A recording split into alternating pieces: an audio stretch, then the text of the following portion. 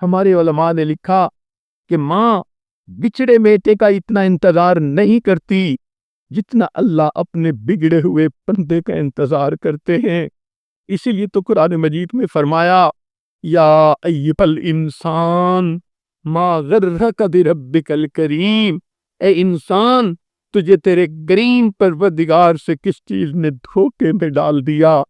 جیسے ماں بچے کو سمجھا رہی ہوتی ہے، بیٹا ماما سے روٹھا نہیں کرتے، ماما سے دور نہیں ہوا کرتے۔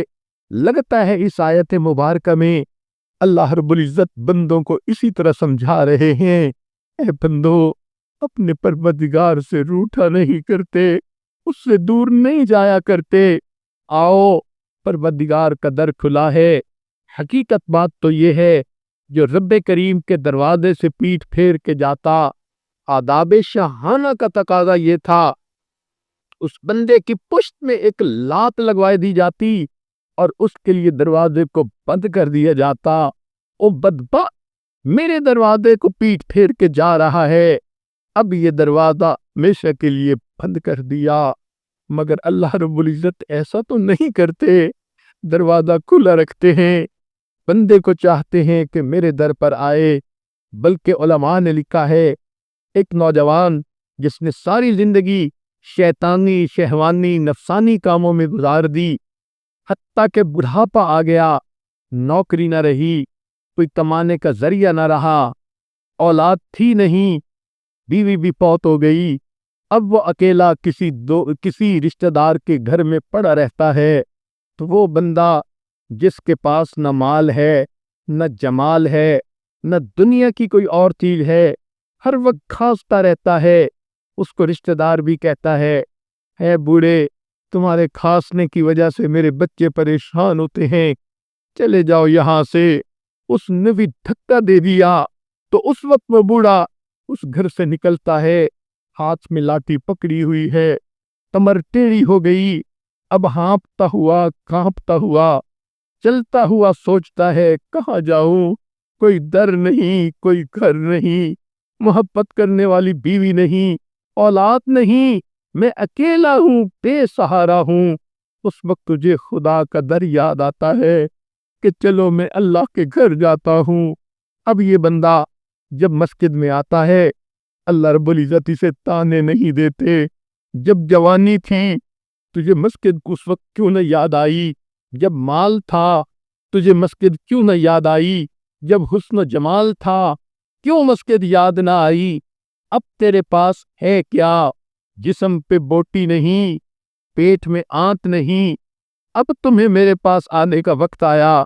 اللہ تعالیٰ اس بوڑھے کو بھی کوئی تانا نہیں دیتے۔ جب وہ اس بڑھاپے میں اللہ رب العزت کے گھر کی طرف آتا ہے، اللہ فرماتے ہیں میرے بندے تو نے زندگی میں احساس تو کر لیا، کوئی تیرا پروردگار ہے، کوئی تو تیرا ہے جسے تو اپنا کہہ سکتا ہے۔ اے میرے بندے ایک بالشت آئے گا، میری رحمت تیری طرف 2 بالش چلے گی، وَإِنْ أَتَانِي يَمْشِي أَتَيْتُهُ هَرْوَلًا، تو چل کے آئے گا، میری رحمت تیری طرف دوڑ کے جائے گی۔ اس اللہ کی رحمتوں پہ قربان جائیں جو اپنے بندے کا اس حد تک انتظار فرماتے ہیں۔ اے کریم آقا، آپ کتنا محبت کرنے والے پروردگار ہیں۔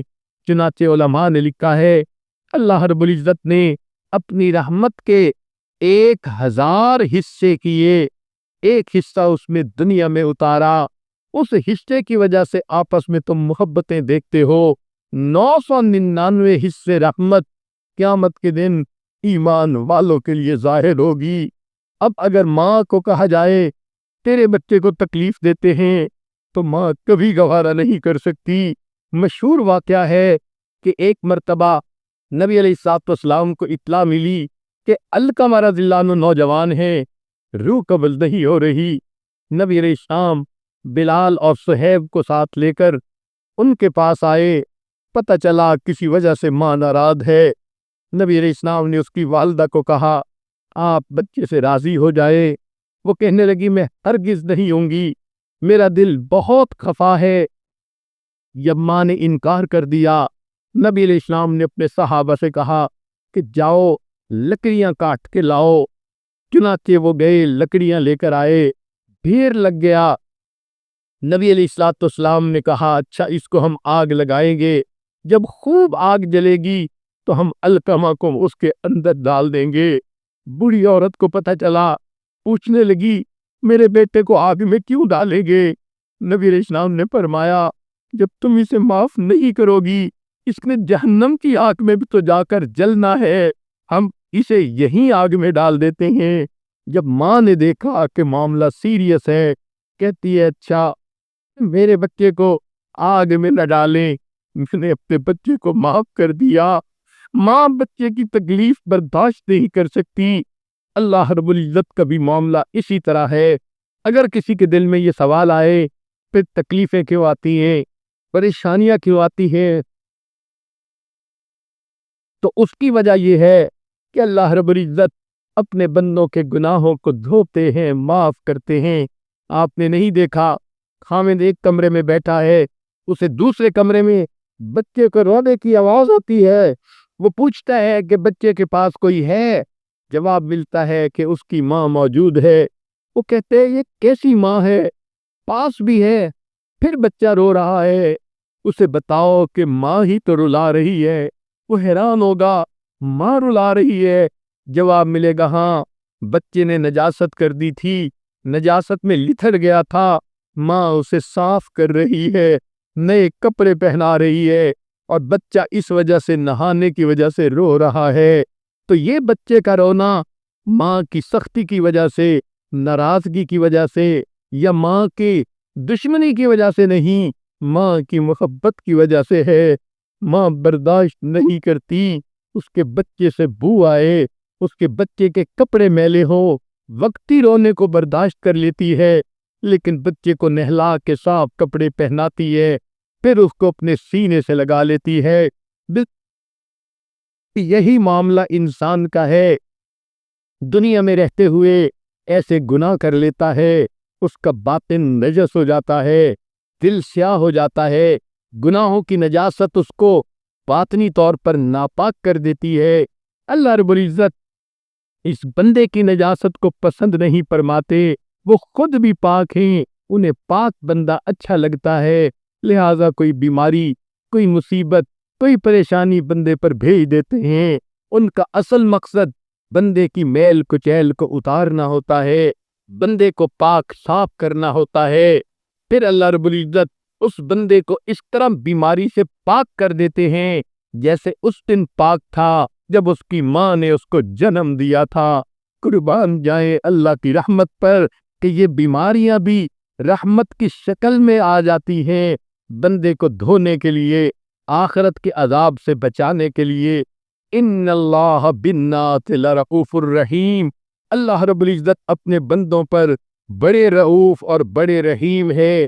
لہذا اگر کوئی بندہ زندگی بھر گناہوں میں پڑا رہا اور پھر اسے احساس ہوا کہ میں نے خطا کی، مجھے چاہیے میں اپنے رب کو مناؤں، تو موت سے پہلے پہلے اللہ کا دروازہ کھلا ہے۔